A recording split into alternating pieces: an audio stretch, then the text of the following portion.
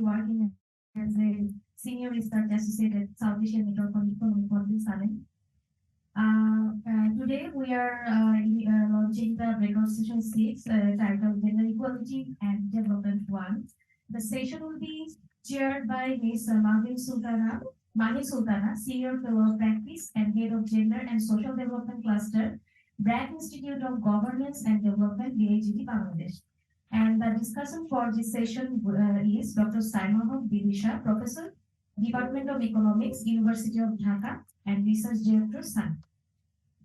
Now, I would like to request our Honorable Chair, Ms. Mahi Sultana ma'am, to initiate this session. Thank you. Thank you very much. Welcome everybody post lunch. Just a correction, it's Mahi Sultan, not Sultana. That's okay. I'm very pleased to chair this session, and I'm very glad that we have three of our speakers with us. I was just wondering how many will we have online and how many will we have in person. So it's good to have people in person. Is our online person speaker already on board? Okay. So also, I was also very pleased to see that the conference has several sessions on gender equality and development. As a gender specialist, it gives me a lot of pleasure to see that more and more people are interested in taking up this area of research, presenting on it, having discussions on it, and SANEM always has been very proactive in this regard. So today we'll have four presentations and four very interesting topics, and I think we'll be able to engage. We'll try to manage the time so that we have time to engage with the papers and the contents. The first will be on discrimination in maternal health care and the impact on female labor force participation, which is very interesting, which is presented by Dr. Tulika Bhattacharya from Bangalore. And then we'll also be having a paper from Nepal on structural divergence in gender wage gap distribution in Nepal, which is something which in Bangladesh we've been also struggling with finding the information, how to measure it, how to in fact bring out the differences, because we know there are differences. Dr. Shubhashish Modak Chaudhary, I think, is the one who is presenting online, right? Because that's another topic wherein, I think the world over, we've had a lot of discussion whether COVID has had an impact on escalating in intimate partner violence. And I myself have done some work on it. If you have time, I'd love to share some of the findings. And finally, we'll be having a presentation on looking at the relationship between empowerment and life satisfaction by a Bangladeshi researcher, Ms. Saida Fariba Taslim. Fabiha Taslim, yes, sorry about that. Okay, and then at the we will also be able to hear from Idisha to comment on the paper. So we'll try to stick to the time.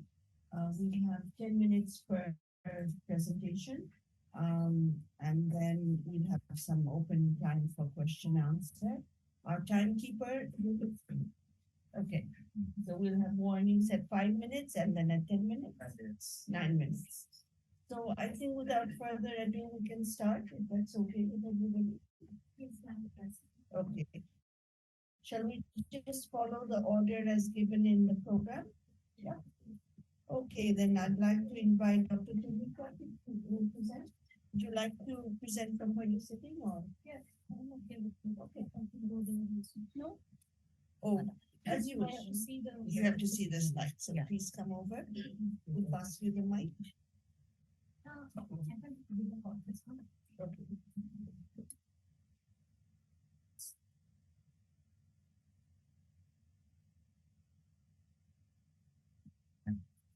Thank you.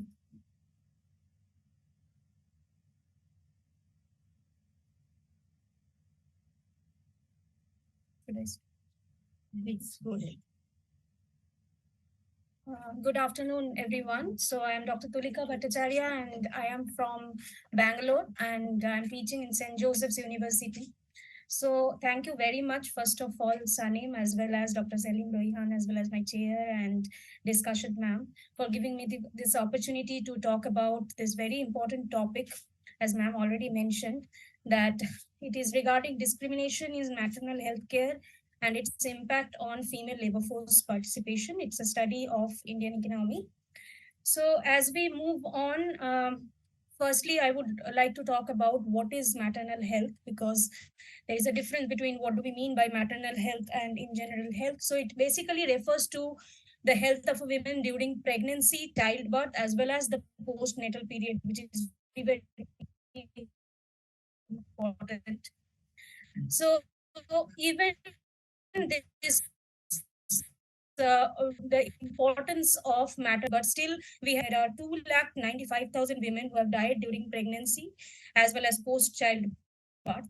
Not only 810 women die every day from preventable causes due to pregnancy as well as even during delivery or even after childbirth.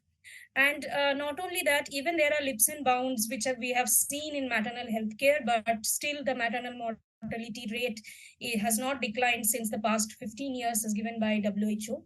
So, although there are several studies who have contributed to this, to the reason for this, as mass illiteracy, not only that, early age marriage, unplanned pregnancy, blood loss, and whatever during other reasons like their less awareness about the birth control measures and so on.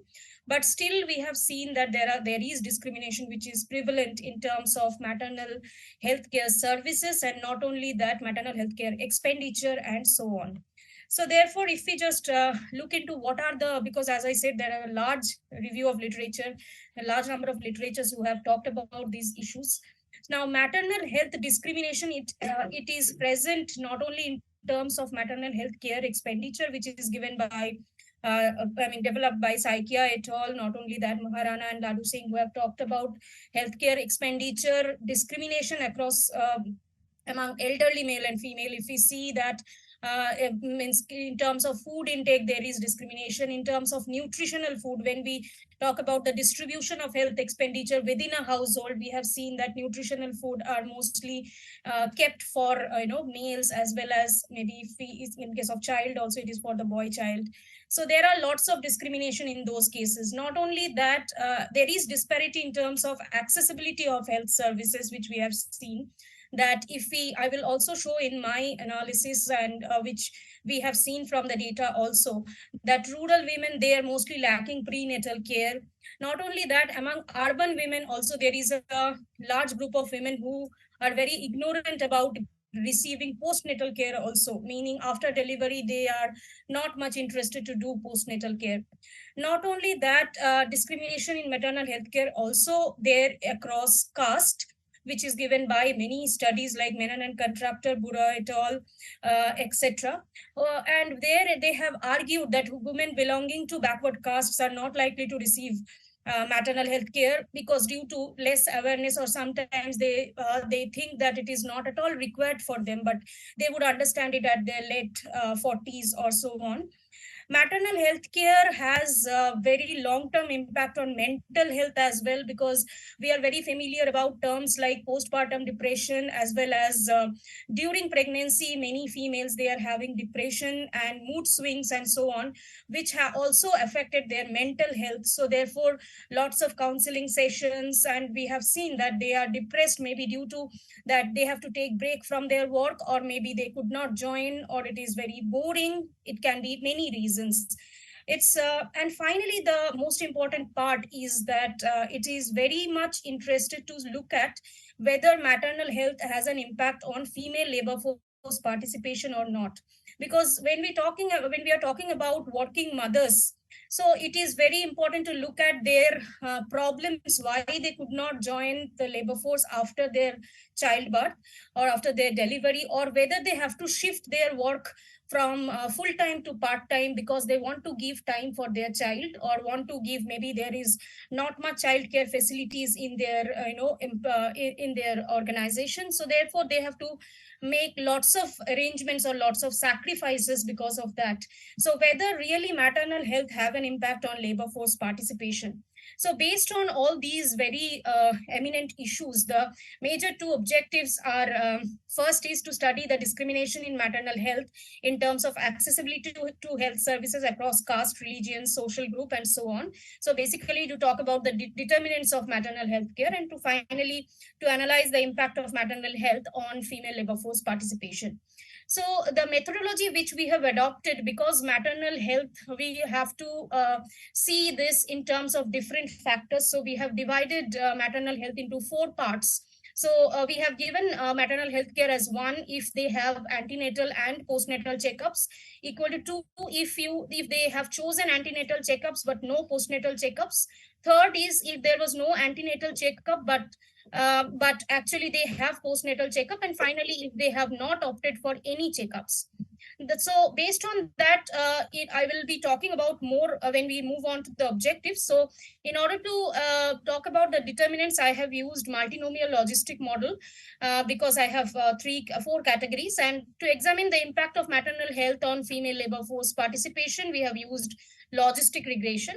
Now the data source what we have used is India Human Development Survey round 2, that is 2011-12. There is a typographical error there. Now, why I have used IHDS? That is because IHDS gives data on maternal health care, what I have mentioned here. Not only that, they also give information on employment status of the same individuals. It is actually a panel data whom they have considered all these factors. So first, I just want to talk about little bit of the descriptive statistics. So here we can see that when we are talking about antenatal and postnatal checkups among mothers, 87.5% women had mothers had antenatal checkup, while when it comes to postnatal, the percentage has come down to 63.4%. So wherein it is very evident that they're not that much, they're very ignorant about postnatal. Religion wise, we have seen that again the same story is also true, that postnatal, when we come to the postnatal checkups, it is very low as compared to antenatal checkups, and this is true for all kinds of religion. Caste wise, as I have already mentioned in some review of literatures, that forward castes mothers are more interested to take antenatal maternal health checkups. And when we are comparing antenatal versus postnatal, antenatal checkups is to 85.4%, while that decreased to 62.8%. Again, there should be proper policies that, or some kind of awareness that you should also go for postnatal checkups, and which is also true for all kinds of variables. Now, if we look at whether actually region makes a difference, are you from a rural region or you are from a urban region? Definitely the urban mothers, they had antenatal checkups for 84.4%. However, urban, they are 94.6% mothers are actually going for antenatal checkups, and the postnatal it is 72%. But if you compare the rural percentages, it is pretty low for both the cases. Not only that, in terms of their education level, as we usually argue that once you are more educated, you are more aware of what you have to do, what you don't have to do. So therefore we can clearly see from the diagram that if you are, once you are more educated towards higher secondary, bachelor's and above bachelor's, your awareness to take antenatal as well as postnatal checkup will increase. So therefore these two are again very, very highly correlated. Again, based on their working status, if you are working, you have a financial independency, so therefore you will be more interested to take checkups. That's also we can see. But again, the difference between antenatal and postnatal are still prevalent in this. Now, if we try to compare between their... Come to your main conclusions. You only have a minute, so don't go into details, please. Okay, so I just want to present the Yes, please. I don't know whether it is. So this is nothing but the multinomial logit model. So why I have used multinomial? Because there are 4 factors which I have taken while defining maternal health care. So as we can see from here that both the marginal effect as well as the coefficient, it actually shows that the significant positive and significant variables are caste, religion, membership. For example, if a mother is belonging to a member, suppose they are member for a group, or suppose Mahila Mandal or something else, they are more interested to take antenatal as well as postnatal checkup. Not only that, problems during pregnancy, problems after delivery or at delivery also will have an impact on having taking the care of antenatal as well as postnatal. So I have actually given detailed things here. Now, moving on to the last thing, that is whether maternal health care has an impact on female labor force participation or not. I have checked this with respect to 3 specifications taking different control variables, and what you can see, the first 3 rows, that is maternal health, which is the key independent variable in terms of this. As you can see in all specifications, all the maternal health, whether you are taking postnatal as well as antenatal, or one care not the other one, is actually very significantly influencing whether you can join labor force or not. And apart from that, again, the other control variables like membership, caste, religion, whether you have help or not, do you have means home help to take care of your child or not. For example, decision if means what will be your gender relations with your husband. For example, here if we see, I don't know, yeah, just 2 minutes. Okay. Not 2 So minutes, no, 30 not 2 minutes, seconds. ma'am. Yeah. So actually, what I was talking about, that parent availability, we have taken different control variables, as in parent availability, and not only that, whether you are currently pregnant or not, what are the problems. So all those variables are highly significantly influencing your option to join labor force or not. So that is what the conclusions which I have made very clear, that first of all, there is discrimination in terms of maternal health care across all the race, caste, gender, and all those, I mean, religion, caste, and so on. And not only that, there is a significant, means we need to push through for postnatal care, which usually it is ignored by the mothers, so that they will be healthy and they can join the labor force. Thank you very much. Thank you. Thank you. So that's the trick. When you have a lot of information to present, how to focus on what are the key messages you want to get across. Yes, ma'am. That's also takes practice. So not that easy. So now I'd like to invite Mr. Mana Prakash Pudel. Would you like to present from No, here? no, I'll just continue to stand up. And- Also 10 minutes. Yes, please. sure. Then that case, we have taken no. No, I'll click that second one. Yeah. Yes. Yeah.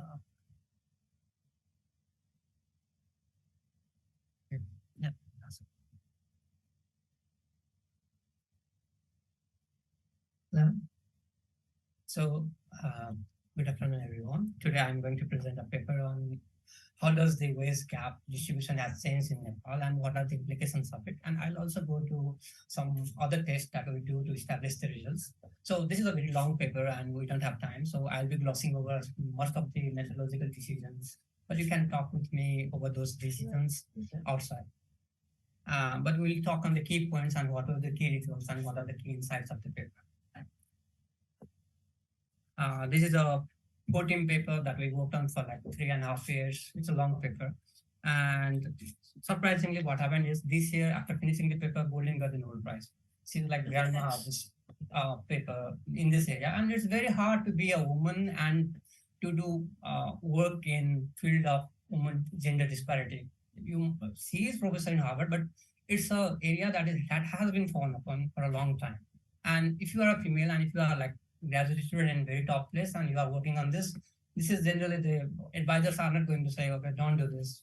go to some safer place, go to some. So Golden is like she's an exemplar of a region, of her area, and giving her Nobel Prize is like giving the prize to whole generation of economists uh, from all parts of the world who have worked on this to establish and make this gender economics a mainstay in economics.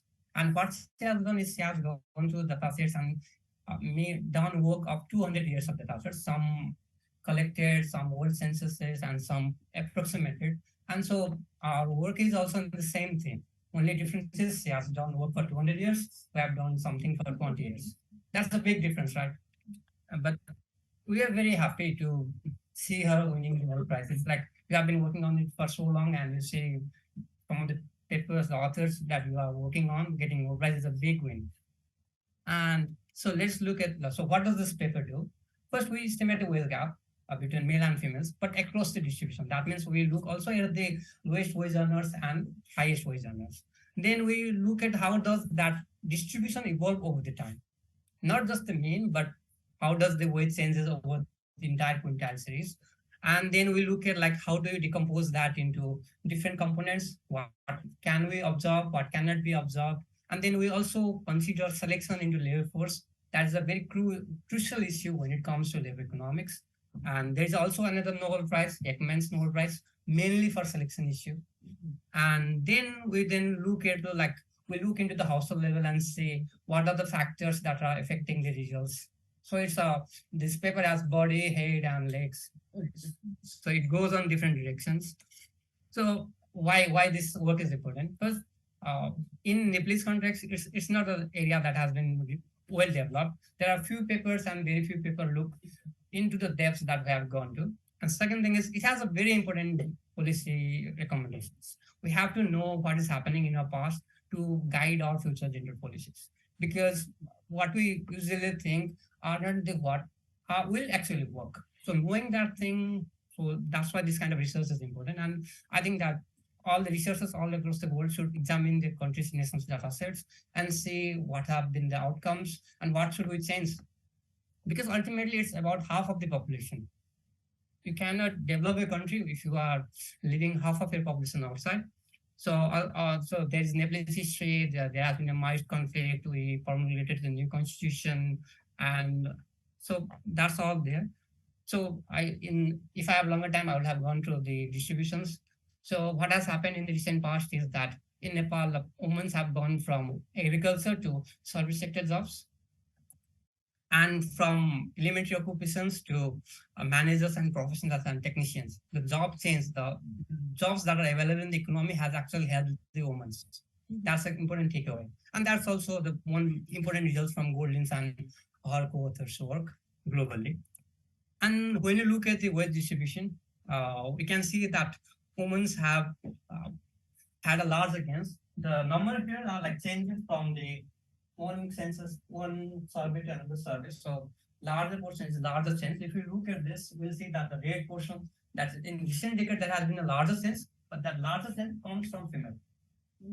So women have been the big winner in the recent decades. And interestingly, in Nepal, the wage have converged in the top and bottom quintile. So wage have like over the years, there has been convergence, and the convergence is larger in women's. And if we look at where the drive is coming from, you will see that more educated women are gaining those gains. So it's a good news, but with a lot of conditionalities who are gaining, who are not losing, because we want to bring all of the women forward, right? So again, we can look at the different sectors in Nepalese context. Okay, already 5 minutes. So females are catching up. There was a decline in manufacturing because of the textile thing. And we can see that in data sets. That is not of much interest here. There has been a very important improvement in education. The community colleges over there in Nepal, and women were more educated compared to men. Now, like almost like 66% of women there are females. So some kind of educational improvement in educational institutions have also helped women to come forward. And that is like, these are the key takeaways. Right, you just cannot expect that government policy will come forward and women. There is a multifaceted problem, and we have to look at the different sectors. So if I had time, I would have explained how the jobs and what kind of wage regulation help, and what kind of education quality and institutions came along the time. But let's look at the decomposition results. And okay, there is like organ blindness. It's been 50 years since this literature have been developed. A lot of work have been done. And so major hurdle, like key takeaways are here. Like first we want to know like what will be the wages of women if they were paid like men. So let's say there are two A and B, men and women, and if men had same characteristics and women have same characteristics, how much women will be paid? Because you cannot see that. You have to make a counterfactual. If you look, it's like treatment effect literature. You can basically have to make a counterfactual. Its potential outcome literature is something similar to that.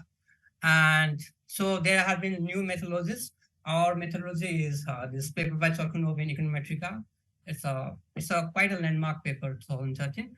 So we have used that to construct counterfactuals. And second thing is selection, because again, women who actually go into the jobs are very different from who are there. So it depends on the local context. Like if it's urban area, who are going to job? If it's rural area, who are going to job? It depends again on what kind of jobs are available, what kind of skill sets have women have, and what kind of other factual realities of the society is there. Because you cannot just expect that educated women will go into job. So there is a Segment's Nobel Prize, different approaches, and what we have done is again we have used this Allen and Bonham's 2017 Econometrica paper. So what we have done is that we are one of the very few papers that does this. We use these two papers and you combine the methodologies and we put estimation strategies of one inside other, and then we have that distribution with selection.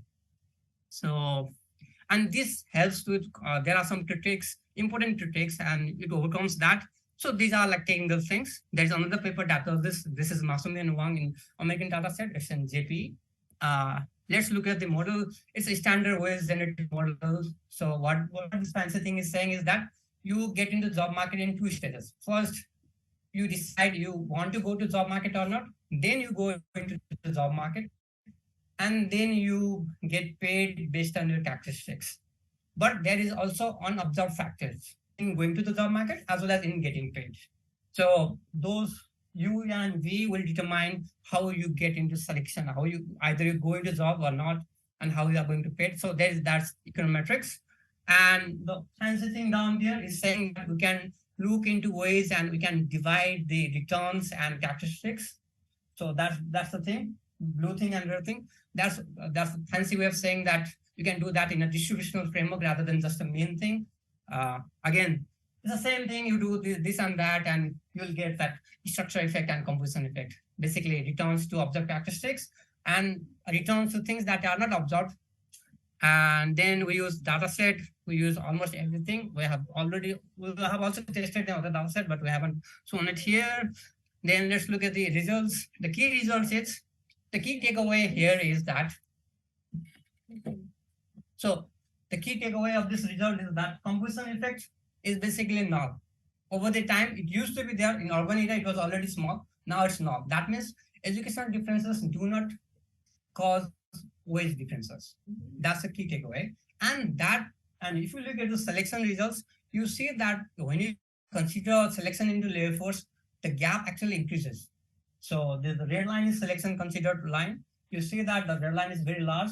And we can also look at in which quintile groups that there is improvement and there is no improvement. So again, that's there, but I want to, and that's a rule apart, but I want to, well, there are two results that I want to, very interesting results, right? So let's look at like, what's the implication? First thing is, improving education alone is not going to benefit anything now, because the gains we have had over the years, we have already increased it to the point that now women who are likely to be more educated than men when they go to job market in Nepal. So now if we train women more, they are not going to job market. Then we should look at what is causing that thing. So let's look at two channels that we look at upper level dynamics. So we look at like what is the difference between earning potential between male and woman. And we use this census. Again, census is large and it has more power, right? It's statistical power. We require census to do these things. We actually saw this thing in labor force survey, but because labor force is very small, you don't get that statistical power. What we are doing is that we are you're estimating this gap. This gap, what does this say is like how many, what is the male minus female average years of schooling? So more educated you are going to more into the Air Force. That's proven in our Nepalese data set. So we are looking at like how many years that husbands are getting educated than women. Okay. So we do that in few things. 30 seconds. Yeah, okay.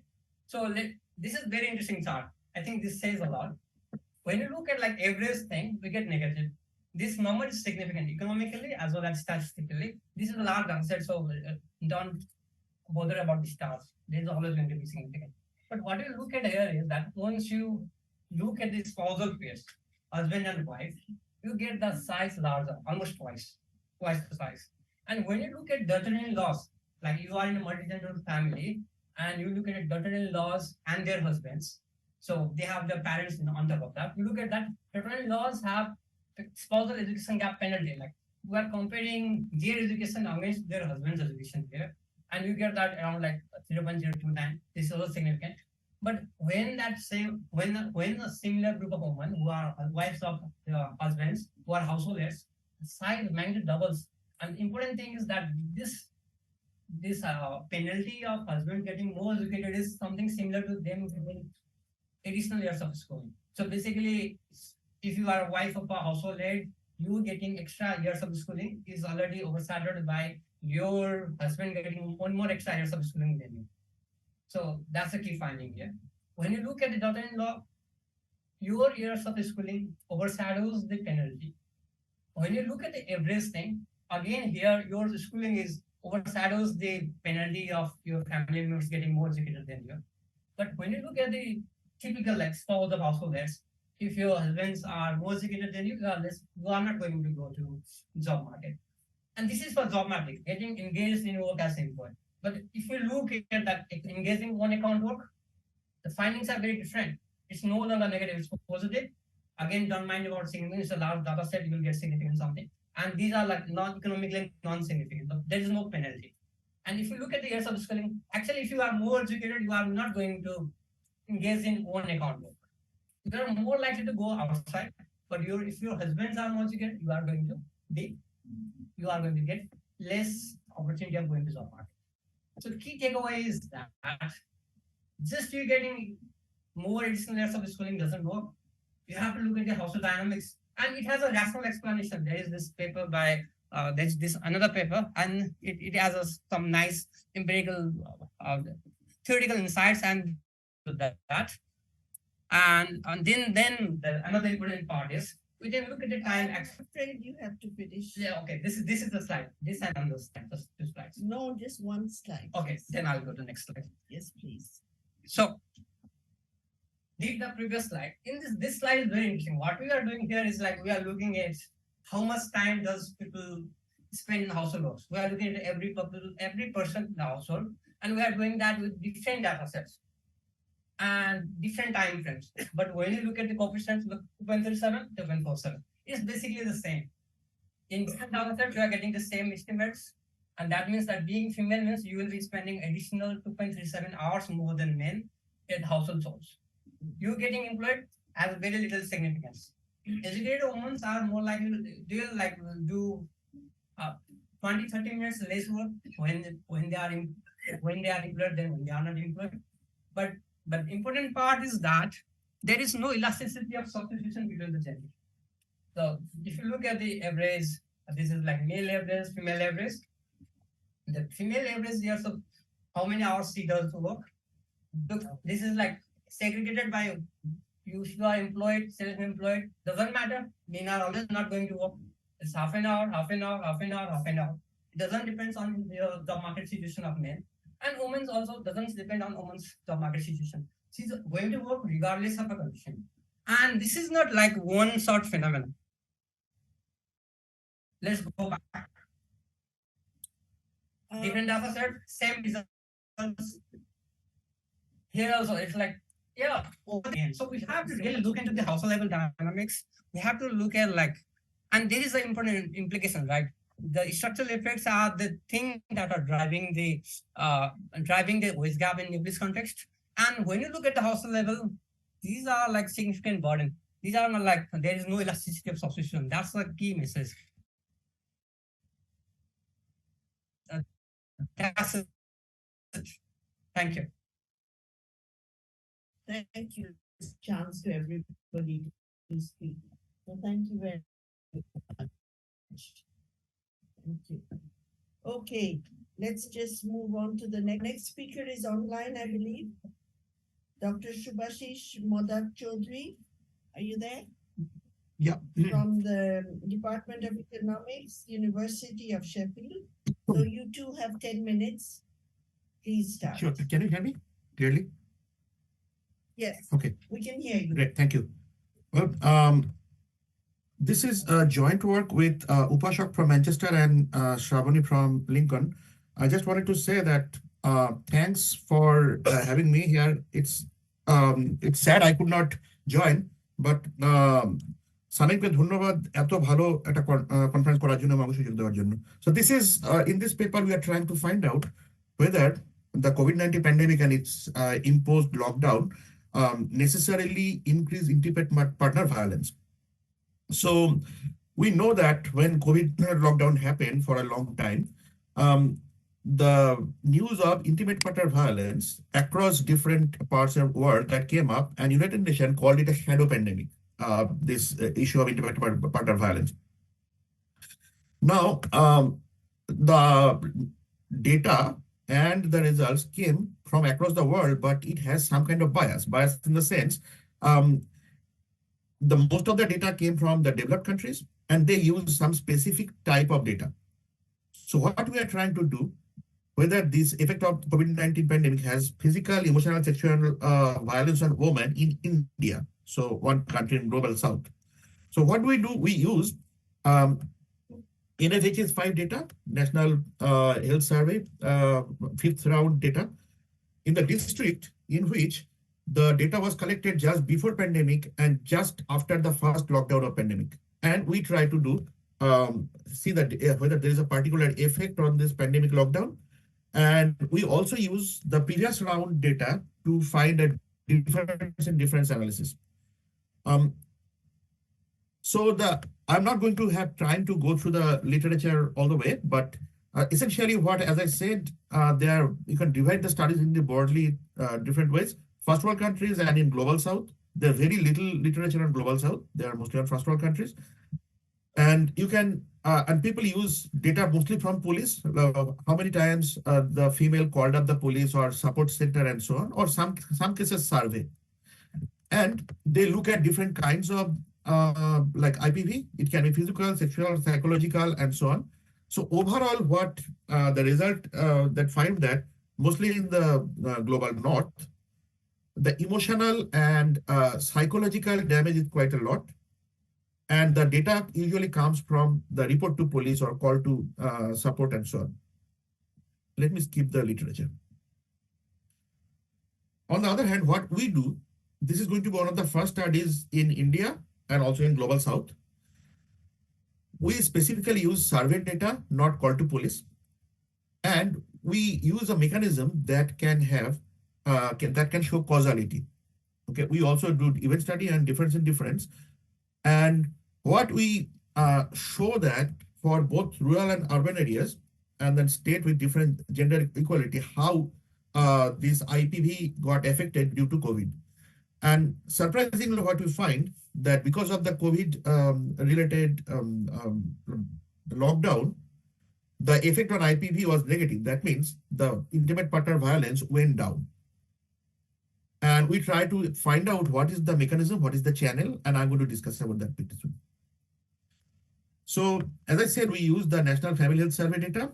So the survey, just to give a background, it started in 1992 and it was done 5 times till now. So it collects data on many different things, including they ask whether your spouse or your partner has abused you sexually, emotionally, physically, and so on. How long it was, like whether it was in the last 12 months or not, and so on. And of course, it also like collects data on marital status, age, education, and all this. Okay. So this is our strategy. So if you think about this as a timeline, So the survey started in December 2019. It was collected from 22 different states plus 22 different states. They finished the survey. And for 14 states, they did the survey, but they had to stop because pandemic started in March 2020. And then there was a lockdown time when there was no survey was done. And the survey started again in October 2020. And it finished in May 2021. And October to January, there was not much data collected, but from January later, from 2021, proper data collected for 14 states. So what we are going to do, we are going to pick up only those 14 states. We are going to pick up only the district where the previous and before and after survey was done, and we are going to find out the effect there. And this is what we already said. So this is our empirical strategy. What we are trying to find out is this Y is the outcome variable. It says essentially whether they suffered from emotional, physical, or sexual violence at least once in the last 12 months. Our main interest would be this variable, whether it was in the post-COVID or not. And then we have control for individual level as well as the household level, and then there are others. And what we are going to do, we are going to run an event study first. And then we are going to use the survey from the previous round, which was done in 2052. We are going to pick up the district where the survey was done before pandemic, compare that with sorry. And then we'll also take the one that are done after pandemic and then get exactly the same data from 2015-16 and do a difference in difference. So first, we run the LPM, and essentially you can see that I'm not sure if you can see, but anyway, the independent partner violence happened or not. There's a count on emotional violence, physical violence, and sexual violence. The first three columns are only when we try to look at post-COVID lockdown as the only variable. And the last three, we also control for many different things. As you can see that in general, what it shows that for post-COVID, the count went down, and those are significant. Then we try to look at this difference in difference, and the results turned out to be robust. So you can see that for post-lockdown, both emotional, physical, and sexual violence, they actually went down. Okay. And this is quite different from other countries that people found. We try to find out whether this is because of time trend. It might be that it was going down anyway. What we find is some kind of confound. So we try to look at the time trend for each of them, and that is not the case. So it's not because of time trend. We also try to look at whether there is a heterogeneity for rural or urban areas, and it turned out to be true. This negative effect is more pronounced, actually pronounced in rural areas, not in urban areas. And we also try to look at, we use the Niti Aayog index of whether it's a gender equality, it's more than all India level or less than all India level. And we saw again that the emotional and sexual violence especially, that went down where the gender equality is actually low. Now we get this result that, okay, the IPV went down. It went down in rural areas, especially where the gender equality is low. But what can be the mechanism? So one of the mechanism can be that can come from Luke and Munshi. What they talked about is a male backlash channel. What they said in their studies that usually it can be that when female is working outside, that gives them more power within household. And then the male might not like it, so they try to overcome it by using violence.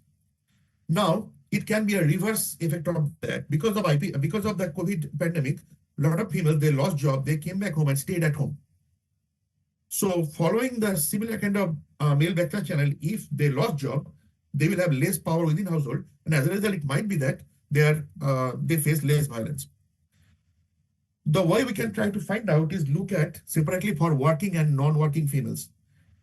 And it turned out to be the case that for this effect is more pronounced for the working females who become non-working. So essentially, this is one of the first study in which we try to find out the effect of COVID and related lockdown on IPV. in India. And unlike first world countries, or when people use the data from calls, we actually use a like national level survey. We find out that the IPP went down the time of because of the COVID. These effects are robust, and it's more prominent for rural and low gender equality states. And possible one of the possible mechanism that is at par with what we found, it might be that reverse male backlash. So female lost job, they came back home, did more housework, and faced But less you violence. have Thank you. 1 minute left. I'm done. Thank you. Thank you very much for even gaining time. So we'll have questions on that, I'm sure, because it's a very interesting result. Thank you very much. Then we'll pass on to the last speaker, Fariba Fabiha, last name. I'm sorry, I keep mispronouncing it. We talk about the relationship between empowerment and life satisfaction.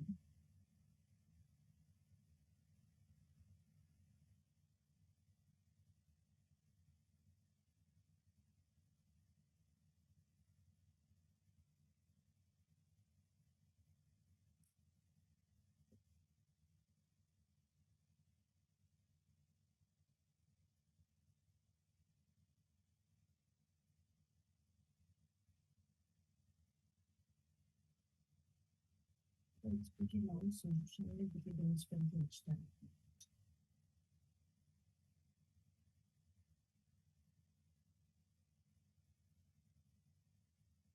Good evening, everyone. I'm Sada Fabia Taslim. I have completed my master's in economics from the Department of Economics, University of Dhaka last year, and I'm currently working as a research officer at Research and Policy Development, Research and Policy Initiative for Development in Bangladesh. So this is a rather simple paper that I have developed when I was a student. The title of my paper is Assessing the Relationship Between Empowerment and Life Satisfaction, Evidence from Rural Bangladesh. So here we will actually focus on the empowerment status and life satisfaction relationship between the women belonging to the agricultural households. So the reason why I want to study happiness or life satisfaction is because in 2011, UN General Assembly passed a resolution saying happiness as a fundamental developmental goal. So since I think if we study happiness and its relationship with the women in our country, it can give us significant insights into what can be done while we move forward into our development scenario. So the research objective is to assess the state of empowerment among the rural women in our country, and then assess how empowerment affects life satisfaction in rural women, and then going to a bit deeper into that in terms of the specific indicators or specific areas of empowerment that are more important for life satisfaction for women. I would like to skip the literature, but there is one literature which was made by Asadullah et al. And published in 2019 that is very close to this study that we are studying. It assessed the relationship between life satisfaction and difference in empowerment among the men and women of households. So the findings said that women in general are more satisfied with their life than men, and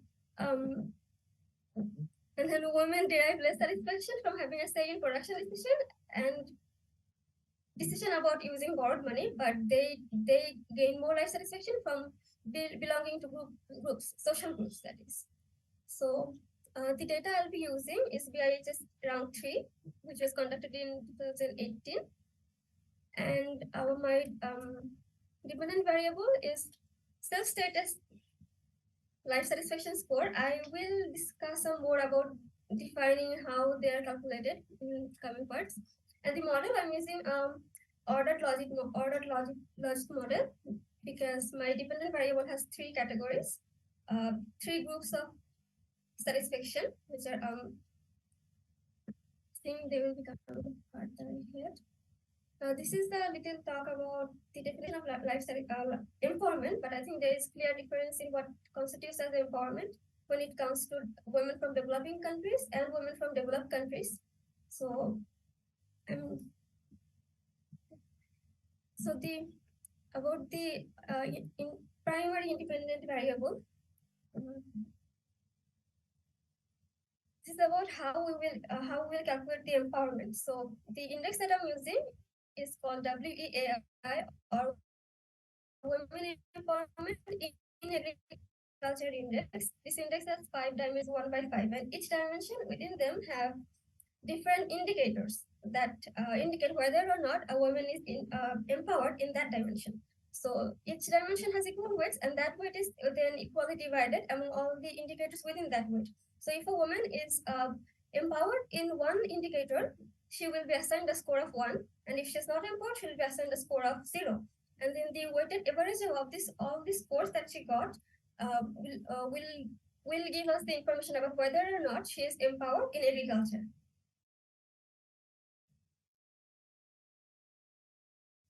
So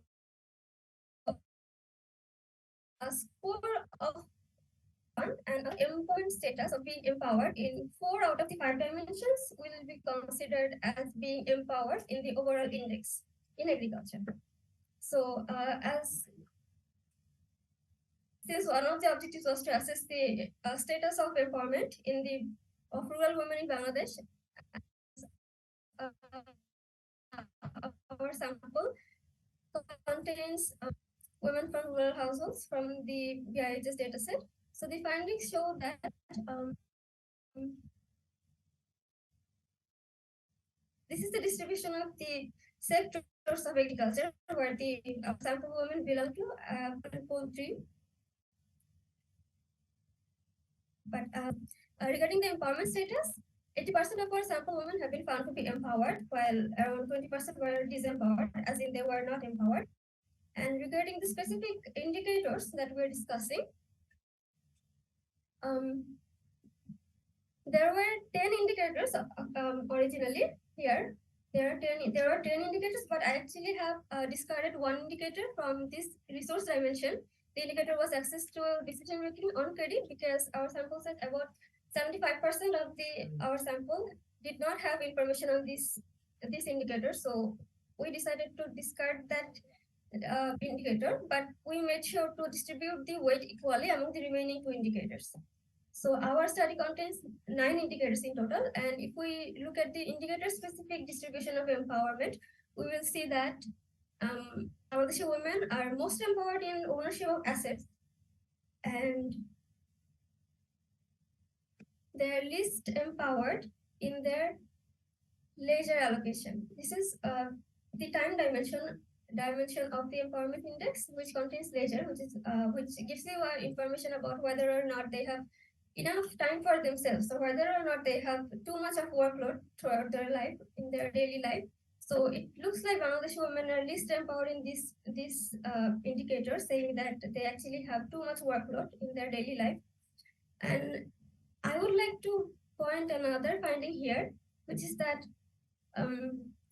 in the resource dimension, it is found that ownership of asset, about 98% of the women are empowered in the ownership of asset indicator, but only 75% women are empowered in the purchase, sale, or transfer of asset, which, ideally speaking, these two should have been very similar. If we are to say that women are actually empowered in their assets ownership, but this difference, I think, indicates that the ownership of asset status of Bangladeshi women is mainly on paper and not in practice. Like, they actually have ownership, but they cannot actually use them for their own benefits. Moving on. About the dependent variable, life satisfaction. So life satisfaction in the literature have been found to be measured using 3 methods, which are hedonic, and then evaluative method and eudaimonic method. They basically differ in what is described as being life satisfaction. So we are using the evaluative measurement of life satisfaction, which is basically uses cognitive assessment of the respondent to say their life is, or how satisfied they are with their life when they look back at their life now.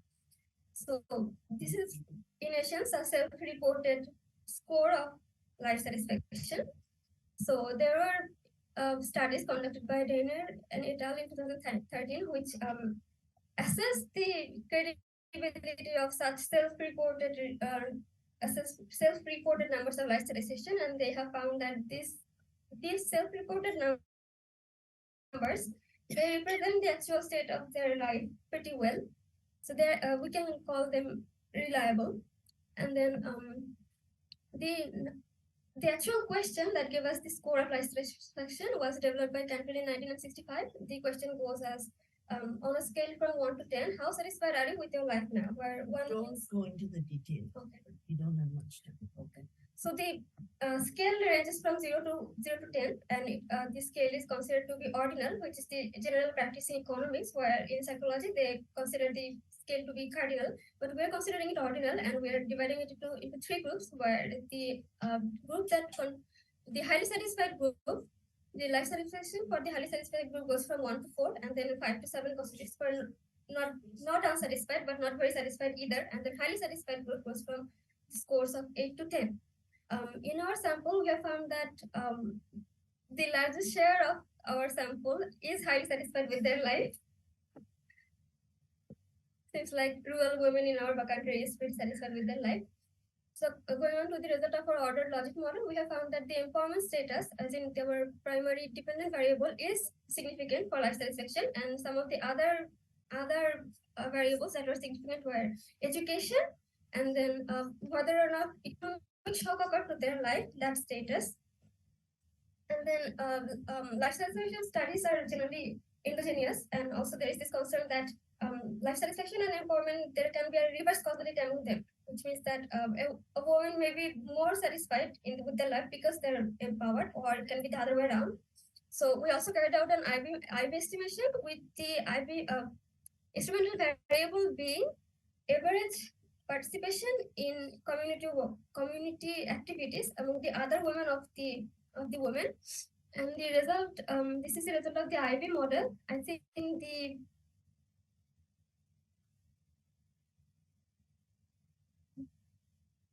so basically the result also came significant, along with the other variable that came significant being education and economic shock to their household. And moving on to this indicator specific variables, we have found that control over asset, group membership, and public speaking capabilities, as well as labor time. These are the 4 indicators that have been found to be significant specifically for life satisfaction in women. But I would also like to point out that here leisure time and group membership and public speaking and control over asset, these were also the indicators that we found that Bangladeshi women had less empowerment percentages, where we calculated the overall status of Bangladeshi women. So, ma'am, can I take 30 seconds to finish? 30 seconds. So I think the main there are some shortcomings and the scopes of further work here that I have mentioned, but I think the final takeout will be that empowerment is significant and important for life satisfaction of the women of rural women, and then Bangladeshi women specifically seem to be lacking in the sectors that are more important for their life satisfaction, according to this study. So I think there is scopes to look deeper into that, and there are further scopes to work on women from urban areas and the women from different occupations, and there is tremendous scope of work regarding different factors and implementing different models and developing different subjective well-being models for the context of Bangladesh. Thank you. Thank you.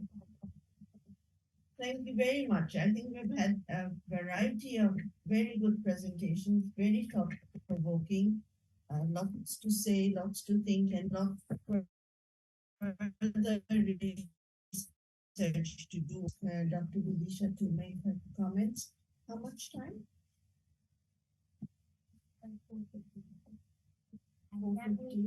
15 minutes. 15, and then we Just have some remind time me for 5 question- minutes before. We have Okay? time for question answer, no? 1 minute for each presenter. But questions from the floor. So 15 minutes from Vidisha, then 10, and then 5. Okay. Thank you so much, Mahinappa. It's a pleasure to be with you, and it's also a pleasure to be with the participants, because I was looking at the paper, and I was just thinking that we are fortunate to have these 4 papers, because often we see that we don't see much empirical work on gender related areas. So this is something, it's a very special session, I think, because we have 4 papers, 4 are quite robust in methodological point of view and have very important research question. So these 2 things we don't see much when we are looking at any economics conferences. So I want to let, and honestly, I want to say and congratulate all 4 presenters, because all of the papers, I would say that from a methodological point of view and from research question point and thought provoking. Now, if I want to go a little bit deeper, first, if we start to Dr. Tulika, let me tell you one thing as well, that there are some comments or questions that I will make. Probably you have already addressed that, which is not present in the presentation, or I might have missed. If that is the case, then it's fine. So, but I just want to highlight some of the things, if you can incorporate that, or you can think about playing around or exercising with those points. So for the first paper, the paper by Dr. Tulika, definitely it's very interesting. And when anything comes about female labor force participation, that's an area very close to my heart. So I always like to know more about it. So few points are, one is like, I was thinking you use the data for 2011 and 12. So is it possible to have some recent data, or is it the case? So that is one thing, because a lot of things have happened over time, but we know about the data problem, because in Bangladesh as well, we don't have recent labor force survey data. So that is one thing. Second point is, I was thinking when you have the, from methodological point of view, few comments is one, you can try with order probit, because that looks more suitable here, because you have a categorization. So that's something you can check with ordered probit, and I think it will probably be more robust if you make the ordered probit, because you have the data set and everything, and I don't think probably you will not, the result will not change much, but if you have the ordered probit, that will be more robust.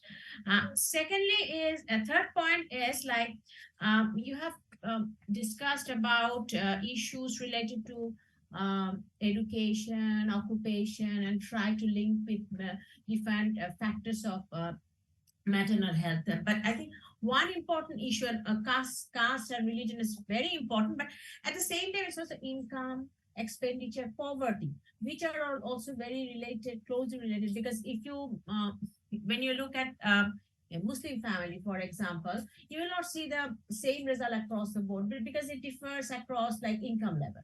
So if you can relate that with income or expenditure or poverty rate, that would be more interesting. Another thing I was thinking that when you are having the dummies, sorry for commenting on some technical issues, but I think probably it can be useful. So rather than having several dummies, you can have few dummies. So rather than having one cesarean section, one normal, I think it's more appropriate to have one dummies for each of the categories. So rather than having so many, because that will capture each other effect. So have one thing, one point, probably the normal delivery being the base category. Then that makes more sense. And also the similar things, also like whether the delivery was in government clinic, that can be the base category, and then you can check the result based on that. There are so basically the categories that you have in the regression, you can change the specification that might make the result more robust and more intuitively more clear. One issue I was thinking, that when you are looking at the female labor force participation, and another point, which is like the female labor force participation and its impact. So I think one issue is like the channel, because that was not very clearly specified. So the channel is like why maternal health might affect female labor force participants. So if you have a good maternal health, if you have a good care, antenatal and postnatal care, then you might have lesser problem in birth. then that might affect your health for positive affected. So that channel should be more clear, and there can be some other factors. For example, even if everything is okay, you might have problem if your child is sick. So if you, it's not only maternal health, it's also children's child health. So infant mortality or these sort of things. Often you don't find it in the same data. So you might check whether you can look at this thing. And another small issue I was, because I was finding this interesting, and that's why I'm making so many points. So another thing is like there can be one category, because having prenatal care, that is more common than having postnatal care, because in countries like South Asian countries, people don't care much when the child is born about the mother. So I think it will be interesting if you can see that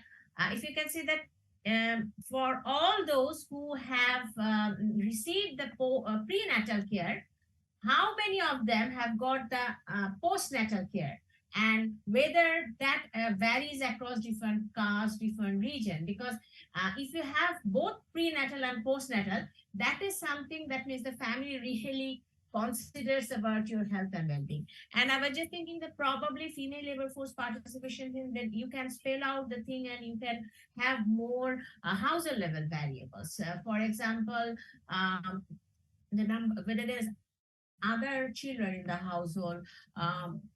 I don't know whether your data set allows, that's very important, where how much of time you spend while doing the household chores. And also there are like household landholding, husband's occupation. So if you have taken, I think you have taken some, but you can, there's a wide range of literature on this area. So you can check and you can encounter some of the variables here. So thank you so much. But it's definitely a very interesting paper, but there are a lot of things that you can also do. And I don't think the results will differ very significantly, but that will be more well prepared for if you want to submit in a journal. For Mr. Manav, I think it was very interesting. First of all, the motivation that you have, that is something that motivated us as well. But I think here, as you very rightly pointed out, and you use the Heckman selection correction, I would say that when you want to submit it in a journal, or when you want to make the presentation, you highlight the first stage as well. Because of highlighting means, because the first stage is like there can be factors which affect your participation in the labor force, because that is the first hurdle that actually you are facing. And then the second hurdle is like the wage and everything. So that is something I think it might be interesting if in addition to Heckman, in addition to having a probit, you can also check some multinomial logic thing like self-employed, wage employed, not in labor force, unemployed. Then you see what are the factors. So there can be one section on that will sort of give a better motivation of your paper. That is, I'm not undermining, but I'm just telling to provide more background, because the first hurdle is there if you want to think about from a feminist point of view. The second point, I was thinking that I was very interested to see your decomposition. So in your decomposition, one thing that you have found, that the composition effect that has eliminated over time and structural effect has dominated. So I was just thinking that what actually happened or how that evolved in the context of Nepal. So some verbal discussion may be useful.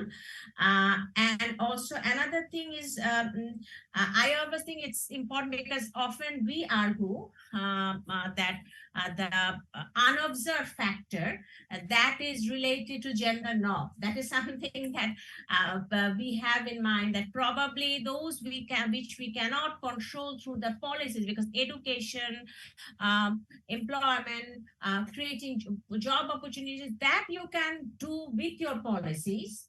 But the gender norm is not that straightforward. So it's always interesting to see the unobserved factor, some of which, or a big portion of which, can be related to gender norm. So probably that is, I think you haven't done justice to your work. It would be better to highlight that area, that unobserved thing, and to explain that unobserved thing in a more detailed manner, because that would be interesting. That is something that the policymakers still are finding it difficult to deal with. And the third point I wanted to make is about the wage, because the relationship between wage and skill, that is very interesting, because one issue we say that growing inequality that is in the world, that can be wage inequality, that might be related, one of the factors might be related to the skill bias technological trade, SBTC. So from your analysis, it seems that for the woman it's not the case.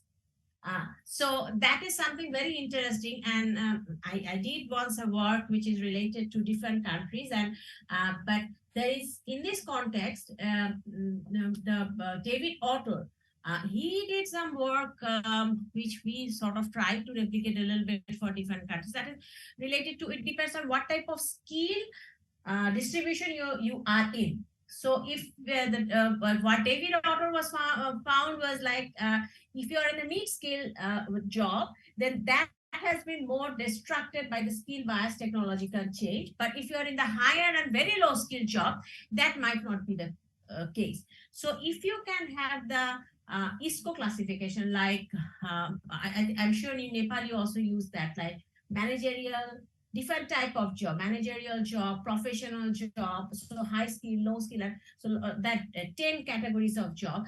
And if you can see that what is actually happened to different type of job, so what is actually happening to the wage gap in those job, that will be quite interesting and value addition to the literature, because that is something that probably with the skill, the high skill females and the low skill female, or other way around, they haven't been affected much. So the wage gap has decreased, but for some type of job, they have been badly affected, or it might not be the case. So because you're analyzing with a wage gap thing, that might be something which can be quite interesting. I was thinking it's there are very interesting results, and I think maybe from the audience there can be a question related to explaining those results and whether we can get some insights from that. So thank you very much. The third question is paper is Dr. Shubhashish, and I was thinking that's a very in terms methodological point of view, I was thinking one or two issues. Like one is like the way you try to explain the rural-urban difference. So one type of argument that you have is like whether there is reverse migration sort of issue. That is, I think, not very well discussed. But I was thinking that probably in this paper, whether you can do a little bit of more work to justify or to go a bit further with your paper to see that why the difference might come from, and from where the difference might, is it reverse migration, or there can be some other factors like which differs between the urban households and the rural households. So that can be one issue. So that is something which, because it's very interesting, and that's why the question is coming, that how you will justify. Another is like you have pointed out in paper by Mr. Desai. So I was just thinking that probably I was getting a bit confused that what is like the value added of the paper of Desai. Did they use the same data set or some different data set? It's something that I might have missed. And there was another thing that in one point of the paper, I think, you have disaggregated the states based on like gender parity or gender equality. That is definitely interesting, but just like I told to Dr. Tulika, probably that is something you will find is sort of probably not very counterintuitive result, although this paper is providing very exciting result. But I think something related to more economic variables, because you have definitely the data of the different state level variables. So if you can link this with some economic variables, and you can see that whether the economic, through the economic variables, you can justify or you can analyze, and what part you cannot justify or analyze through the economic variables, that the state, across the state, the differences. I think that would be very interesting, because when you have the state data, state level data for the 14 state, there are also heterogeneity across the states, and there can be heterogeneity across the income, and some states might have some better access to networks, so there can be more employment opportunity. Lockdown might not affected them much. There can be more internet connectivity. So that is something that can be a value addition in the paper. So that is what I thought, because but I was really impressed to look at this paper. And the third paper is the fourth paper is by Ms. Saida, and very interesting. My few points is like, when we are talking something about life satisfaction, you talked about 3 domains and you have chosen 1 domain. I think it would be interesting to say that why you have chosen that particular domain, not the other 2. One can be the data issue. We all know that, but still, this is better to talk about that. And the second point is like, this is a bit self-reported thing. So whenever there is having credit to you, I just want to add that when there is something self-reported, often and in the degree of 0 to 10, often the results can be quite questionable in many cases. But obviously we all do analysis based on this type of data. But this is one thing that you should keep in mind. So what you might have seen in the result, like they are happy or their score is 7, it might be a very subjective thing, because and it might be, often it can be distorted. Maybe after 1 week you go to them, you might find that they're telling different stories. So that is something that you should mention somewhere. Secondly is like, that is not your issue, but this is like the index that you on which your paper is based on, WEAI. It's my personal thing that when I first looked at this index, it is used in different like, especially the agriculture based countries. I was thinking that there's a mixture of some variables which are not agricultural variables. Some variables are agricultural variables. So when you combine this, and there are also some variables which are absent here. Okay, so this is not a empowerment score. So maybe a woman can be, based on the VI, and woman can be highly empowered, but actually the woman might not be empowered at all. So that is not your problem, because this is the problem of, or the issue of that index. We should not say problem, but the issue of that index that we should keep in mind. So and from that point of view, that I think the result that you have found, that more than 97% case, the ownership is, when you are talking about the ownership, is positive, but when you are like 97% cases, they responded positively. But when this is about purchase or sale of assets, that becomes 75%. So actually they might not have the control. So that goes contrary to the fact that in 97% cases, they are telling they have the ownership of us.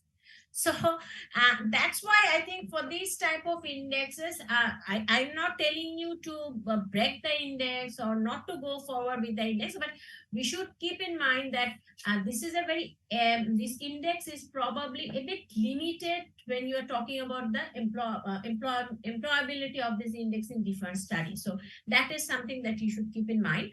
And another thing is agricultural empowerment, that is very highly correlated or influenced by the fact that as a woman, whether you have ownership of land, and that is also very closely related to the fact of this inheritance law and etc. etc. So that is something that might have very important, that might actually actually just change the result. If you want to think about the fact that whether you have, from an inheritance point of view, you have ownership of land.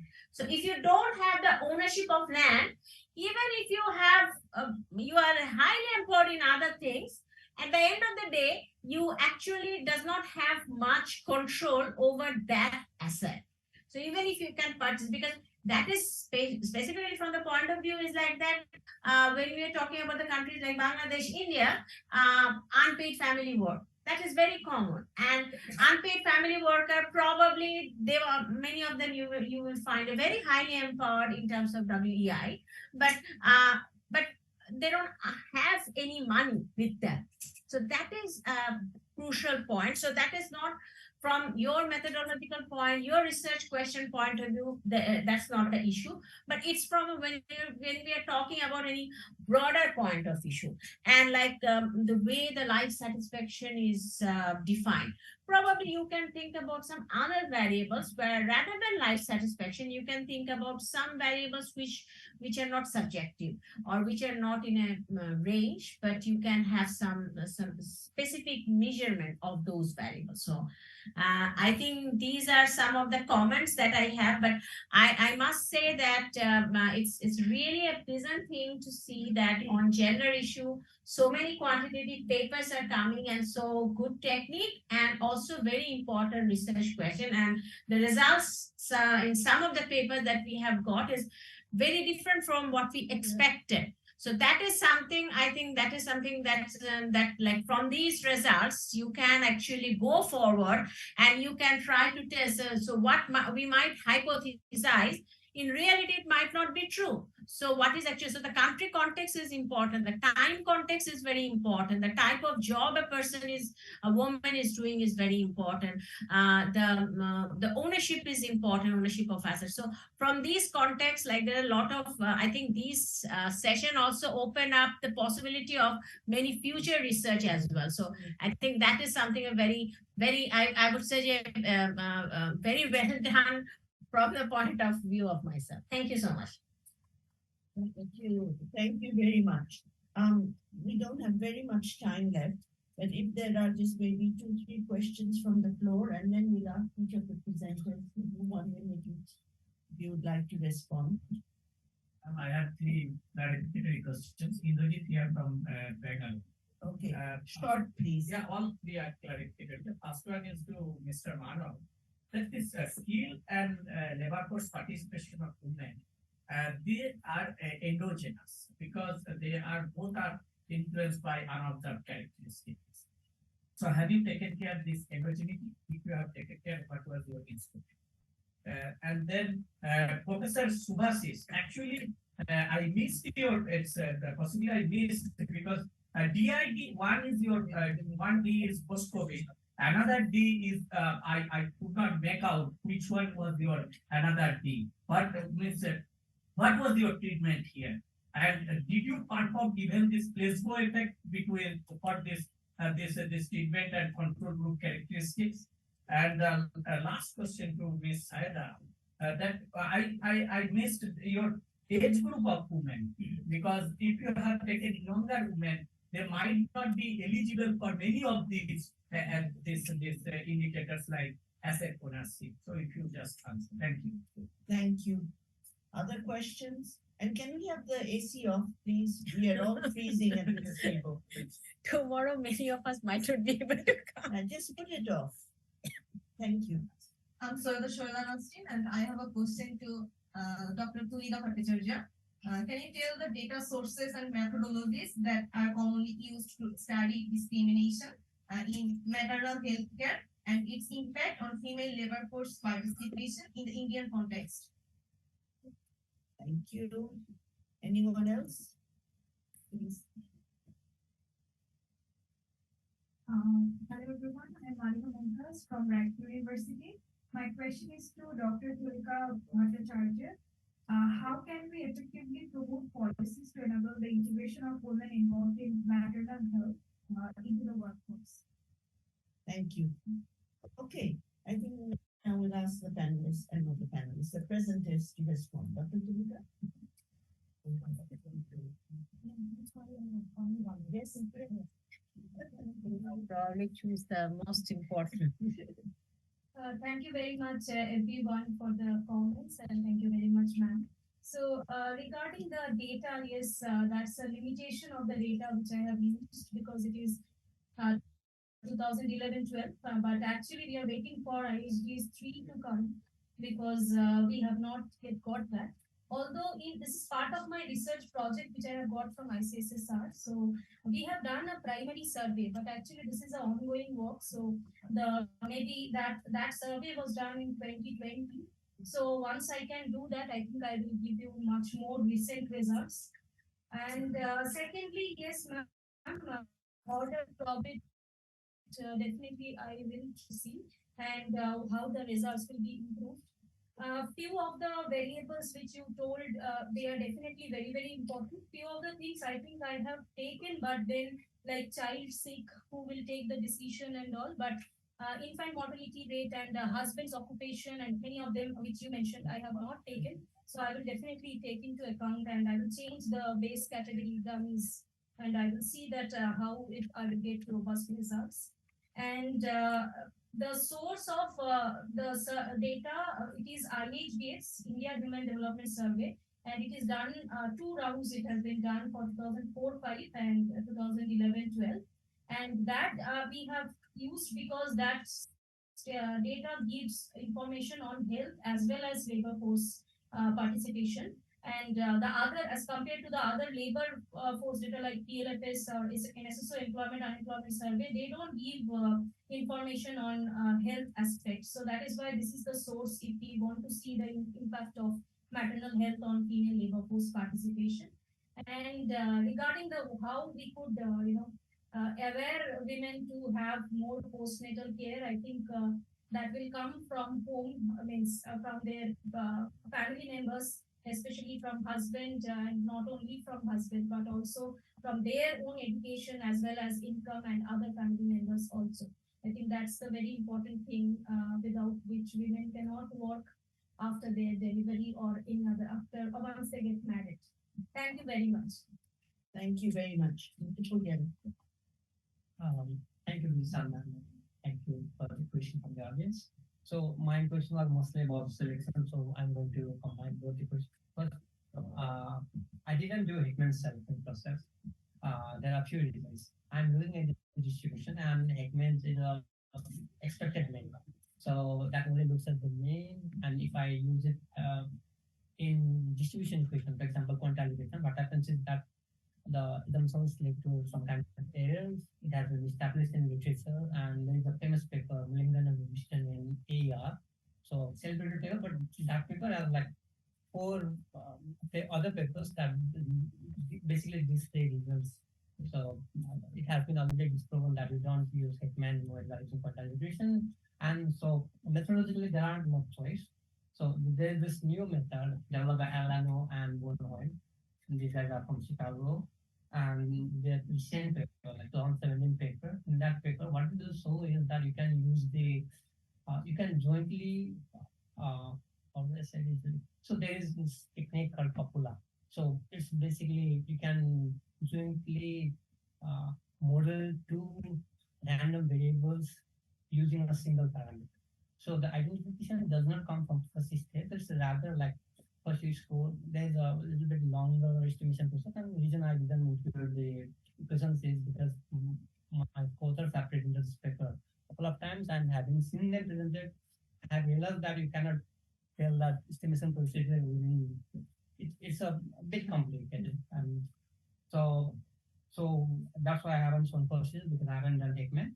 So it's LLM and Bono and Econometrica 2017. I think they started doing this work in early 2010s. The method was clear in 2015. So they have their code. You can take their website. They have written code, but I have also written the estimation procedure myself.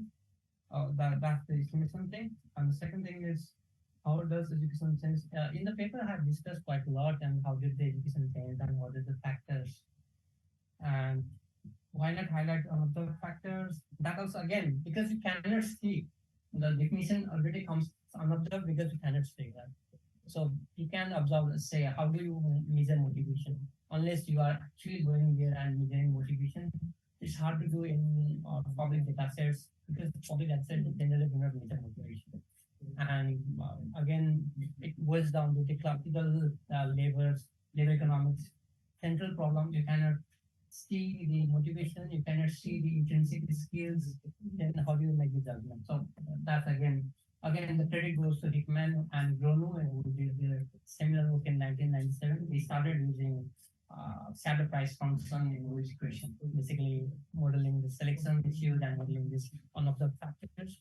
And again, there is like two kind of in the labor economics, there are two streams. First is like modeling the unobserved factors. This is like Hickmanian approach, and there is another card, the recent guy who got a Nobel Prize, and that is like experimental action who actually do the experiment controlling for unobserved factor in the first place. So these are like visual experiment guys. So there are these two factors, and since I cannot basically do natural experiments with these old data sets, and so I have only one option, that is explicitly modeling the selection process, and that's why I have done the selection correction mechanism. Then another question was with bias and technology.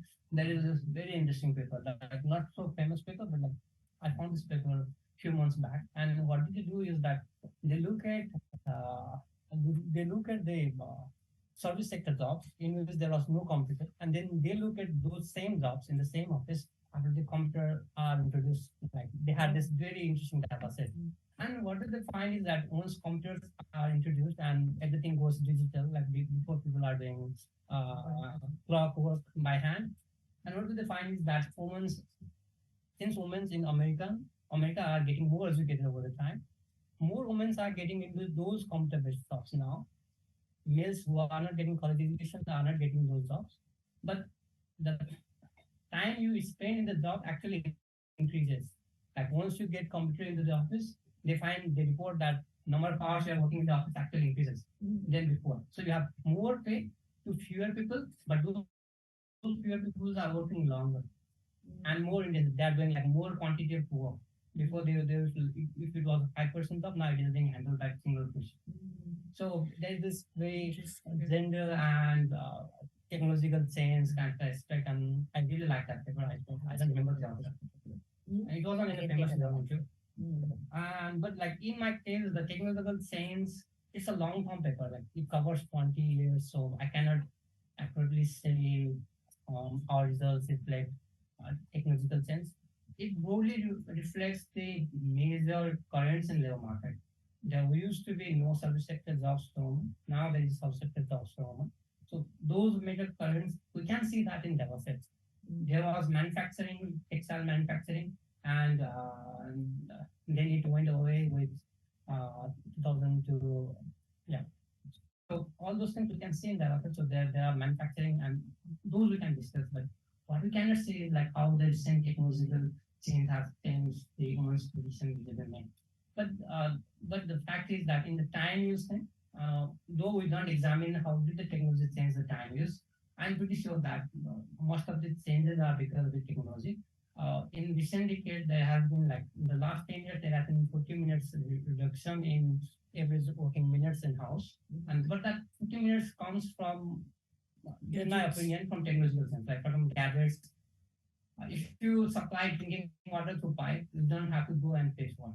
So one of our variable in constructing that household chores is adding how many hours do you go to fetch water, how many hours do you fetch. Now you can get against the chance. Okay. I think I missed the question, I guess. Okay, thank you. Sorry to cut you off, but we need to give a minute to Dr. Shubhashish. Yeah, thank you, Vidisha, for the comments. Regarding using economic variables, we do control for state domestic product. However, we don't have much other control that we have done. Thanks for that comment. And for Desai and co-authors, they look at the effect of COVID on female employment or unemployment, but they do not look at intimate partner violence. So that's the addition that we do. We use their paper idea to explain some of our results. Um, and regarding the difference in difference, I'm sorry, probably I was not very clear. So what we do difference is before after the first difference on COVID, and then we use a placebo from the previous round of the survey, which was done in 2015-16. So essentially, we do difference in 2015-16 data with 2020-21 data, and then before after. So this is the way we do that. And then, as we showed, the results remain robust. But the difference gives us essentially the causality. That's one of our empirical strategy. I think that's what the comments were till now, right? Yeah. Thanks. Okay, thank you very much. And now last, Fabiha. Thank you for the question. Since the paper focused on the women working in the agricultural sector, we included the women belonging to the working age group, which is 15 to 64. But the average age of our sample was around 39, so 38%. So I think while the quality mention was very valid, but the sample I included in my study is tilted towards the older women. Thank you. So just 2-3 minutes to sum up. I think all 4 papers have, as Vidisha was saying, that we look forward to having more research-based evidence on women and work, women's participation in the labor force. What makes a difference? Because the countries in the South Asia, we're struggling with the fact that we have low participation rates. We want to increase the participation rates. We want more equity in participation in the labor force. We want to see what can make a difference. And I think all these papers are giving a lot of food for thought. For example, the one on maternal health, if you look at the relationship between does having a job, does having an employment, does having an income enable you to have greater access to maternal health, and also the other way around. And if you have better maternal health, does that mean you can work better, you can work longer, you can stay in work? So it goes both ways, and we said this has a very important policy implication. If we look at the Nepal presentation on the gender wage gap, I think it's also very important what you mentioned as a background factor, that women are now entering different kinds of work. So they're not in Bangladesh. We find that women are stuck in very low pay, low productive work. One of the ways out is increasing the participation in different types of work. But then you're finding that just education is not the only factor. Because that's a barrier that we are also coming up against. That just increasing education doesn't mean you'll increase participation automatically, but it won't automatically go beyond a certain wage increase unless we can tackle the other factors, the more structural factors. And I think it's important that in 2 or 3 of the presentations, the issue of the unpaid care work, the domestic reproductive work burdens, and the impact that has on women's work is coming up. On the intimate partner violence, this is very interesting because this is challenging sort of the global assumptions that COVID had increased intimate partner violence. But by saying that with more women going back, losing their jobs, men felt happier, and so there was less violence. Whereas in the West, they were saying that when the couple was stuck together at home, there was more violence. So something different was going on here.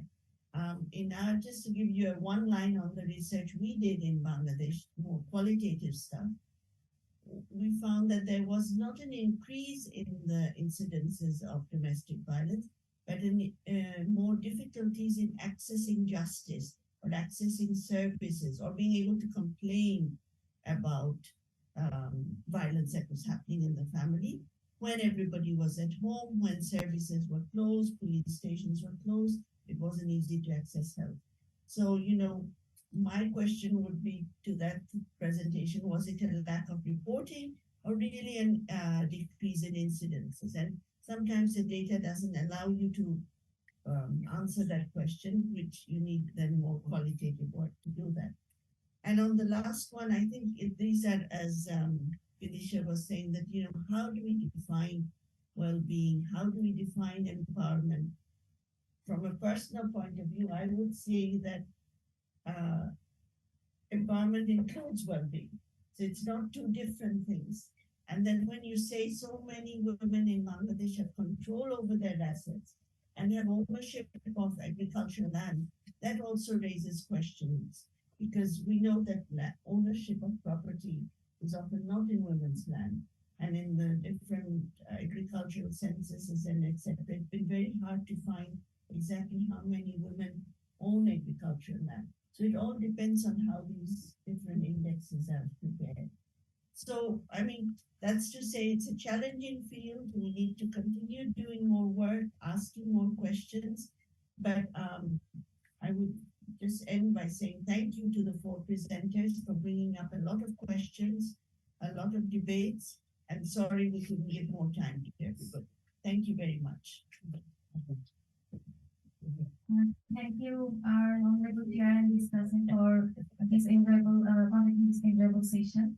Now it's time for certificate giving and giving the token of appreciation. Dr. Subhashish Modak Choudhury will get the certificate through email. And I would like to request our honorable chair, Mahi Sultan ma'am, to give the certificate and token of appreciation to all the presenters. So,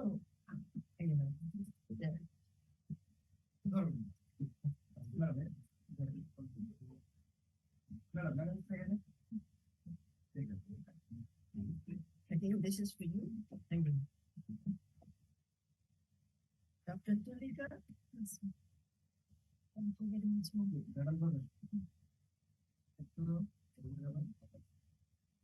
Thank you. Thank you. You should be in the picture. Papiha.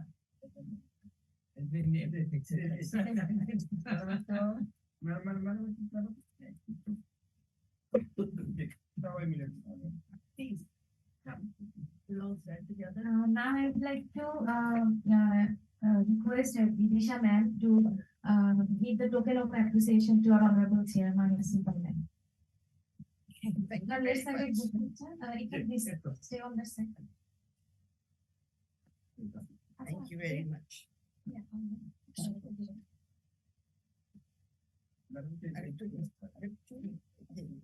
Are we okay?